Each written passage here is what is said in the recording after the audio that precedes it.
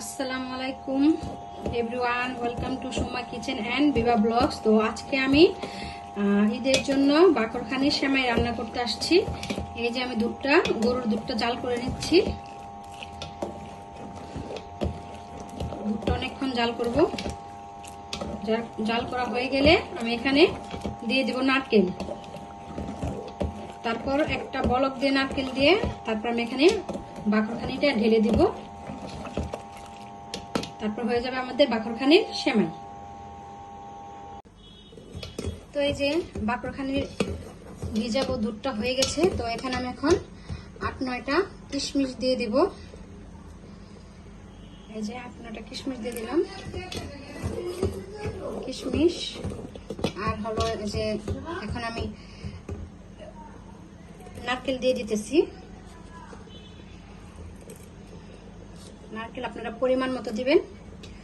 আরেকটা কথা বলি, আমি কিন্তু আজকে চিনিটা ক্যারামেল মানে হালকা চুলাতে তাপে গলিয়ে তারপরে হালকা একটু ক্যারামেল করে দুধের মধ্যে ঢেলে দিচ্ছি।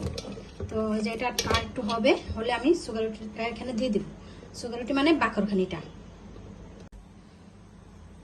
এই যে এখন নারকেল দেওয়ার পর যে দুধটা জাল হয়ে গেছে। তো এখন আমি একে একে বাকরখানিটা দিয়ে দিব। বাকরখানিগুলো আপনাদের দেখা দিচ্ছি, একদম ভাজা মুচমুচে। এইসব বাকরখানি দিয়ে আপনারা বাকরখানির সেমাই রান্না করবেন।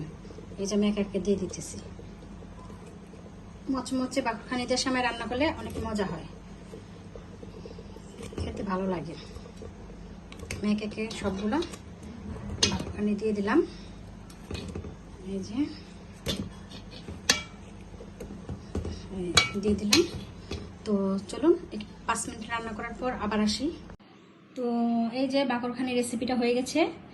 তার সাথে আছে লাচ্ছা সেমাই ঘিয়ে ভাজা। এটা আমি অনলাইন থেকে এনেছিলাম, খুব ভালো সেমাইটা। দুটোটাতে আমি কি সুন্দর করে দেখেন একটু ডেকোরেশন করছি, জাফরান দিয়েছি, বাদাম টাদাম ঘি ভেজা দিছি দুটোটার মধ্যে। তো আজকে আমার রেসিপিটা যদি আপনার কাছে ভালো লাগে তাহলে লাইক, কমেন্ট, শেয়ার এবং সাবস্ক্রাইব করে দিবেন। সাথে একটু আপনাদের একটু জাফরানের প্যাকেটটা দেখা দিচ্ছি।